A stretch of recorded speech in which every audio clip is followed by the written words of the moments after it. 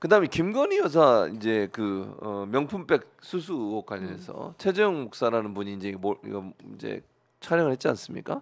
이분을 시민사회단체 소위 이제 보수적 시민사회단체 같아요. 시민단체에서 고소를 했는데 고소한 내용이 보니까 주거 침입이에요. 그러니까 이제 불법을 마음 먹고 들어갔다. 그럼 주거 침입이 되는 거예요? 오라 그래도 들어오라고 했잖아요. 예를 들면 김건희 여사가 카톡으로 오셔도 됩니다 해서 약속하고 간 거잖아요. 그래도 주거 침입이 되는 겁니까? 그런 게 문제된 적은 없는데 이제 그걸 새롭게 법리를 만들려고 하겠지. 이런 게 있거든요. 예를 들어서 절도를 하러 어떤 집에 들어간 거예요. 절도하러 들어간 거예요. 들어가는 목적은? 그러면 예를 들어서 가게에 들어갔어. 가게에 들어갔는데 절도하러 들어갔어. 그러면 이 가게는 보통 오픈돼 있는 늘 오픈돼 거기 있죠. 때문에 사실은 주거 침입은 평소에는 아니지. 아니죠. 근데 이게 절도하러 들어갔어. 그걸 마음 먹고 그러면 이제 이게 뭐 주거 침입으로 봐야 된다. 이렇게 얘기 많이 하거든요. 불법을 하려고 갔기 때문에. 그러니까 그 가게가 오픈한 것은 적법한 일을 하라고 오픈한 거지. 불법까지 들어와서 막 하라는 건 아니다. 응? 그러니까 지금 이제 그런 법리를 쓸 것 같아요. 제가 봤을 때. 근데 사실, 이때까지 보면 그런 절도라든가 그런 명백한 불법은 있었는데 몰래 카메라를 그렇게 한 적은 없거든요. 불법이라고. 근데 아마 그 주장을 할 것 같아요. 그런 법리로. 그럼 위계에 의한 공무집행 방해는 아마 이제 경호원들에 대해서 그렇게 했다고 이렇게 얘기하는 거죠. 그냥 생각을 정말 많이 했는데요. 2개로 걸었어요.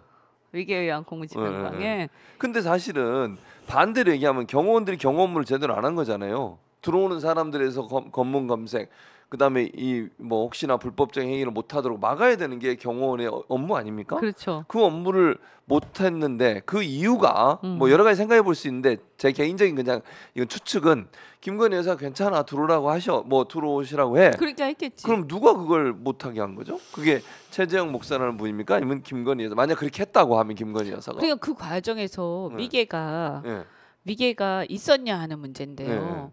말을 안 하고 그냥 지나갔다. 이게 위계냐 그때. 아니면 그러니까 뭔가 이렇게 막 이 문제가 좀 돼가지고 그거를 철저하게 체크를 했는데 아주 이렇게 기만을 했다. 그들을 예를 들면 어디다 숨기고 뭐 이러면서 대답하고 하는 과정에서 완전히 분명히 의심을 받았는데도 불구하고 그러면 모르겠어요. 근데 사실은 이 그 경호원들은 원래 그런 거를 갖다가 단속하라고 있는 사람들. 그 사람들이 업무잖아요. 업무죠. 그래서 그 사람들이 그 업무를 제대로 못한 걸 가지고 위계라고 볼 수 있나 그때. 그것은 좀 애매하죠. 제가 볼 때는 그거는 쉽진 않을 것 같은데. 근데 또 뭔가 또 만들어내긴 할 것 같아. 이게 막 만들어냅니까? 이렇게? 그러니까 그거랑 비슷한 경제 공동체 법리. 그렇죠. 경제 공동체. 그러니까 당연히 최순실이 문제가 있었는데 박근혜 대통령이 몰랐단 말이에요. 그렇죠. 그리고 알았다는 증거를 못 찾았어. 그러면 일반적으로는 그러면 그 뇌물 같은 게 그게 안 되거든요. 성립이 안 된다는 성립이 거죠. 안 되죠. 자기가 받은 게 아니니까. 그리고 부부가 아니잖아요. 그렇죠. 부부가 아니죠. 알 수가 없는 거죠. 숨기면. 그런데 경제 공동체라는 기상천외한 법리를 만들어내서 경제 공동체 간에는 꼭 부부처럼 본다. 이제 뭐 이런 거죠. 그거 굉장히 놀랐거든요. 사람들이. 그런 법리가 뭐 다른 나라 어디 있는지 모르겠어요.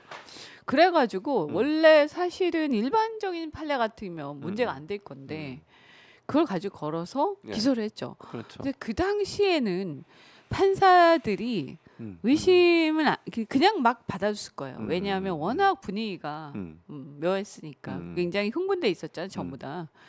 그러니까 사실은 판사들이 좀 걸렀어야 되고 저는 그런 것들이 사실은 논쟁이 있었어야 된다. 근데 박근혜 대통령이 그때 그냥 다 포기했어요. 변론을.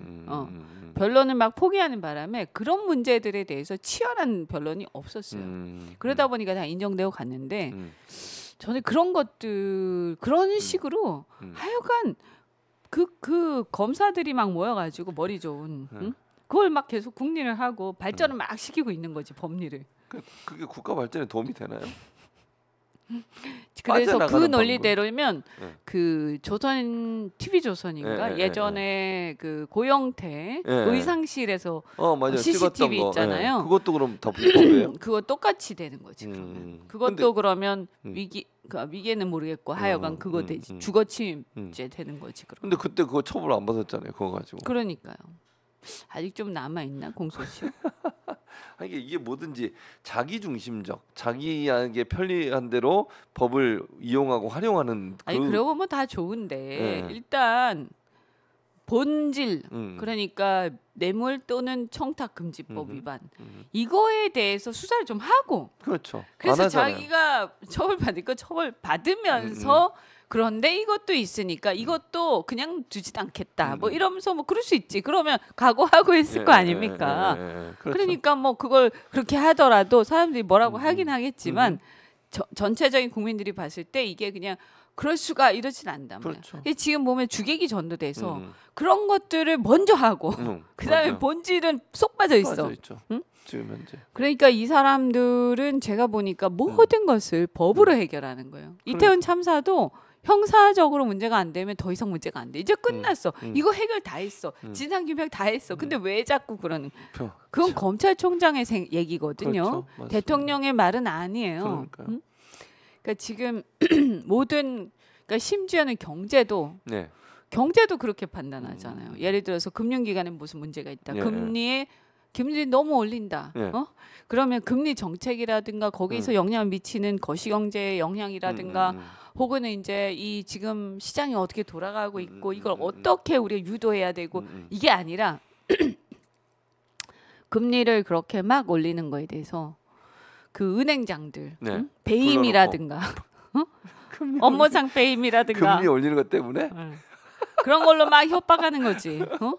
이거 말이야 이런 식으로 막 엉터리 그러면 이제 좀 하다 보면 별건이 있을 거 아니에요. 좀 보면 별건 가지고 막 압박하고 그렇게 할 거예요. 틀림없이. 그게 검사입니까? 나 진짜 아니 머릿속에 그게 가득하기 때문에 다른 거는 경험을 안 해봤잖아요. 그러니까 항상 생각나는 게 그거야. 문제 해결도 그렇게 하는 거예요. 모든 문제를.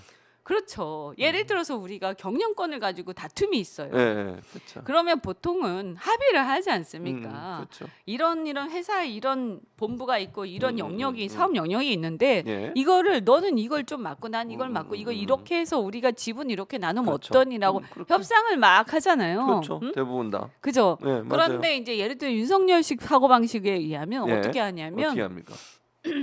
저놈 약점을 캐. 일단 약점을 캐. 약점을 딱 캐가지고 그다음 딱 들고 고발해. 그래 이제 딱 고발하면서 인맥을 총동원해가지고 구속시켜. 압수수색하고. 그러면 이제 완전 쫄아가지고 그 다음에 이제 완전히 사람 궁지에 몰아넣고 그 다음에 그 일종의 그 공갈을 하는 거지. 내놓으라고. 너 사퇴하고 나가. 응? 나한테 다 주고 내가 요 정도는 쳐줄게. 이렇게 하는 거죠. 그게 윤석열 이제 대통령이 검사실에 했던 말이잖아요. 법 가지고 그렇게 하면 그게 검사입니까? 깡패지 이런 얘기 했었잖아요. 그러니까 그 말 그대로예요. 그 말을 했잖아요. 그 말 그대로라니까. 그 말 그대로. 그래서 수능도 그렇잖아요. 수능이 문제가 되니까 수능이 어떻게 왜 문제일까? 킬러 문항은 뭘까? 그렇죠. 그다음에 이것의 난이도 조절은 어떻게 하고 있을까? 그런 생각 안 하지. 이런 걸 제도적으로 어떻게 개선하고 학교에서 학원에서 사교육과 학교의 공교육 간에 뭘 어떻게 개선하면 좋을까? 제도를. 근데 그게 아니라 이분은 일타 강사들 저놈들이 카르텔을 형성한 거야. 그러니까 저놈들을 잡아들여. 응? 그래서 때려잡아. 그래서 딱 때려잡으면 이게 다 해결돼. 일망타진해서. 나쁜 놈들이 사회를 이렇게 만들었어. 이런 거잖아요. 정치도 그래. 정치가 막 싸우고 이러니까 저 나쁜 놈들이 저 더러운 놈들이 정치를 이렇게 만들었어. 조사 다 해봐. 응? 별건 수사도 다 해가지고 한 명씩 잡아들이는 거야. 이게 뭡니까 대체? 나라가 다 그렇게 돼 있어. 그러니까 나라를 지금 뭐 수사하듯이 하네요. 모든 물론 일들을. 사건에 문제가 있으면 네. 수사해야죠. 근데 그렇죠, 이게 문제는. 의도를 가지고 수사를 한단 그러면 안 말이지. 되지. 어떤 그래서 목표를 수사가 전략적 수단이 돼 있는 거예요. 어떤 목표를 향한 전략적 수단으로서 수사를 쓰는 거지. 아까 말씀드린 것처럼 저 경영권 분쟁을 하면 예. 자 이게 주식 시장에서 주식 사모기를 어떻게 우리가 경쟁을 할까, 블럭으로 예, 예. 어떻게 딜을 할까, 예, 예. 그 다음에 협상을 어떻게 할까 쫙 하다가 우리 보통 그런 이제 전략을 짜면 맨 구석에 이거는 이런 방안도 있습니다. 그러면서 변호사들이 보통 설득하거든요. 그러니까 설명을 하거든요. 예. 쫙 다른 걸 설명하고 나서 구석에다가 딱 써요. 이거 저기 뒷조사해가지고 혹시 하는 방법도 있습니다. 아, 방법도 있습니다. 그래서 혹시 거기에서 폭로하거나 이렇게 제보가 우리가 설득하면 거기서 배신 때리고 제보하는 사람이 있을 수가 있습니다. 그것을 예의주시하고 혹시 그런 게 있으면 이것을 수단으로 활용할 수 있다라고 항상 이제 우리가 M&A 싸움할 때 그때 이제 M&A 싸움할 때 그런 걸 많이 하거든요. 그럼 마지막에 그 말을 딱 해요. 아주 잠깐. 근데 이분은 최후의 수단이니까. 이분은 이게 주야, 메인이에요. 메인이야. 사회를 바꾸는데. 그러니까 원칙적 원론적인 부분은 저 밑에 가 있고 그냥 정말 안 되면 요거까지도 할 수 있습니다라고 생각하는 걸 메인으로 갖다 놓는다는 거잖아요, 지금. 그렇죠. 그러니까 이태원 참사도 그 사회 전체가 우리 사회 전체가 공감을 가지고 이분들 위로하고 함께 아파하고 하면서 얼싸안고 눈 녹듯 그 슬픔이 같이 사라지면서 네. 그래서 우리가 그러면 자 경찰 이 구조적 문제, 우리 사회 문제, 그다음 교육의 문제 또는 이제 이 인식의 문제, 축제된 인식의 문제 이 모든 것들이 왜 그러면 이렇게 됐을까? 우리가 다 성찰을 막 하고 그렇죠. 사회적으로 예를 들어서 막 2차 가해하는 예를 들어서 그런 어떤 굉장히 극우적인 사람들 이런 사람들에 대해서도 지도자가 이건 이런 문제이기 때문에 우리가 민주주의를 위해서 이렇게 하시면 안 됩니다라고 하면서 그 사람들 설득하고 그렇죠. 이게 정치잖아요. 그렇죠. 근데 그게 정치죠. 아니라 거기에 형사 지금 잘못한 사람, 범죄 저지른 사람 누가 있어? 거기 밑에 그 사람 이렇게 압수수색해 해가지고 거기 딱 몇 명 걸리면 그걸로 딱 치고 다 했잖아 진상규명. 뭐가 필요한 거야? 그렇게 끝내려고 한다는 거죠. 아니 그리고 어쩌면요. 진짜 그런 거 말고는 뭔가 해결이 필요가 없다.